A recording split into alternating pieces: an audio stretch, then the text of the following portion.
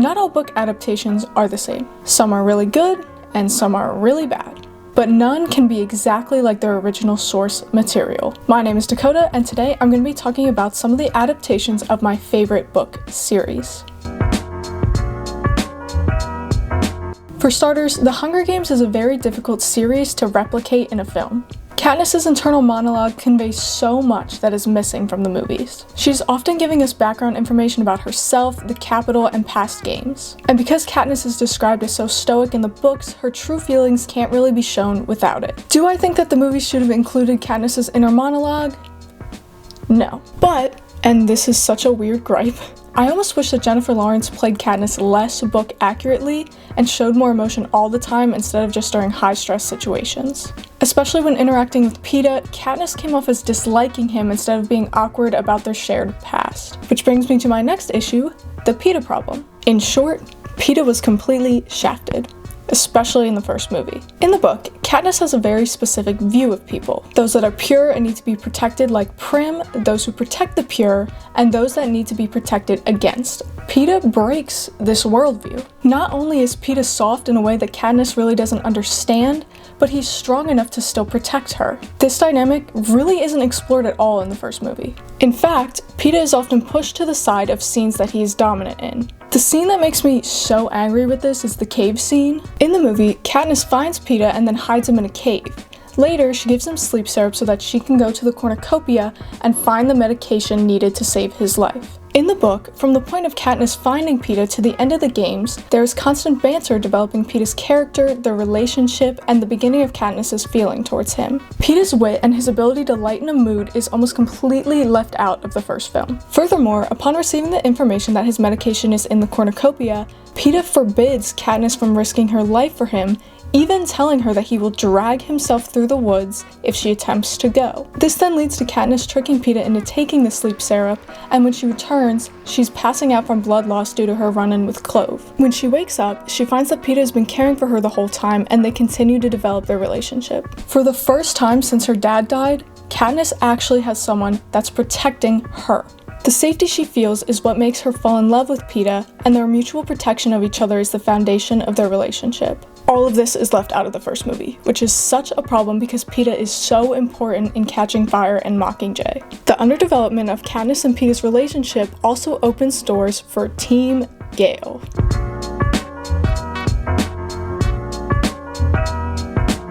As much as I think that Gale is a bitch, the love triangle between Gale, Katniss, and Peeta is very important to the plot, and yet the movie still got it all wrong. In the love triangle, Katniss is forced to choose between what is expected of her and what she really wants. The movie portrays that Peeta is what is expected of her and Gale is what she wants. The book is the opposite. In Katniss's life before the games, she claims that everyone kind of assumes that her and Gale are going to get married, even though she really doesn't want to be married at all. When Gale kisses her for the first time, her immediate reaction is to think about how she has too much to worry about for Gale to be acting like this. But when it comes to Peeta, every time they kiss or have some sort of moment together, all Katniss thinks about is how she wants to give in. Katniss wants the peace and security that comes with Peeta, not the danger that comes with Gale and the rest of her life before the revolution. Stay in the box! No! Stay in the box! No! Get out of my skin!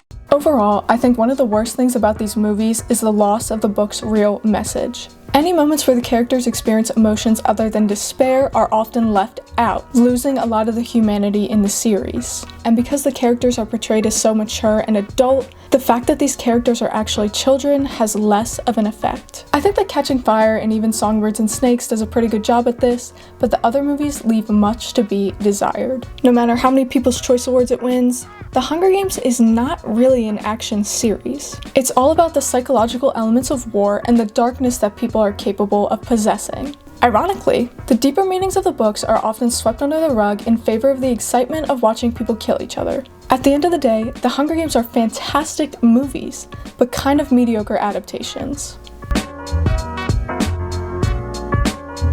Different from The Hunger Games, I think that the Harry Potter movies were good adaptations. Even though more of the book was actually left out, the main themes never get lost. They kept the magic of the books alive and well, and I especially love the direction by Chris Columbus in the first two films.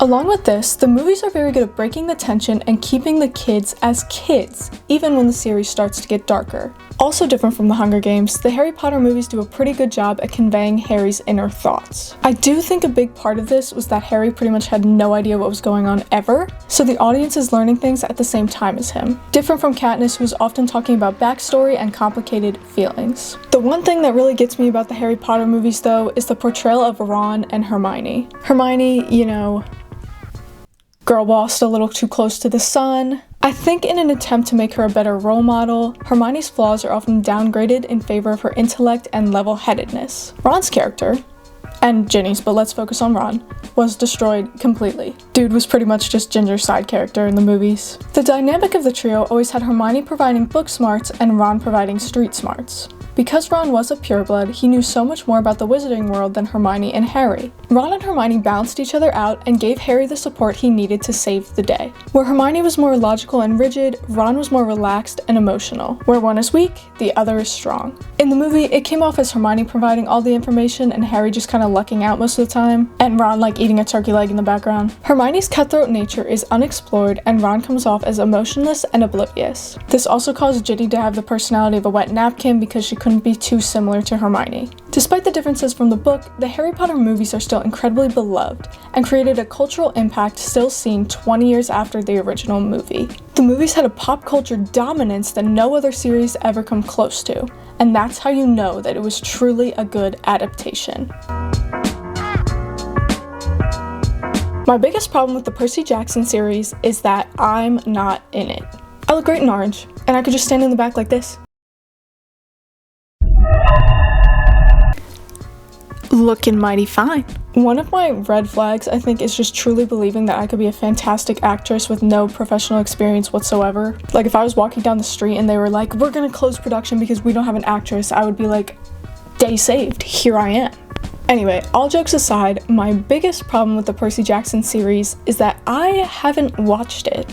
Streaming is ruining television. I don't think the series will ever have an impact like Harry Potter or even other supernatural series like Teen Wolf because it's only available on streaming services. But despite not actually watching the show, I have seen a lot of clips and I'm so happy that the kids are still childlike and the humor is not lost. Even though the show has a lot of differences to the books and a lot of the jokes are different, the fun is still there. And even though, again, the books include Percy's internal monologue, the series does a very good job at conveying his thoughts and feelings. Smelly Gabe also had a Zach Wilson jersey hung up on his wall, which I think is one of the funniest unintentional jokes I have seen in a long time. The only real problem I've heard from people is that the kids seem to know everything already. This makes it so the audience doesn't learn anything with the characters, they're basically just told things. But overall, most of the reactions to the changes have been positive, and like Harry Potter, the show still keeps the messages and the magic of the original series, making it a good adaptation. Side note, I think a really great idea is after this series ends, have the Heroes of Olympus be an animated show. They could even have the original actors voice their characters in the show, and this would solve the problem of them aging. A good book adaptation is every reader's dream. I'm so grateful that some of my favorite series have gotten these adaptations, but the books themselves can never really be replaced. So the point of this video is not to encourage people to hate these TV shows or films, but instead rant about things that I disliked and encourage people to read the original material. That's it for today, guys. Let me know your thoughts in the comments below, and as usual, have a great rest of your day.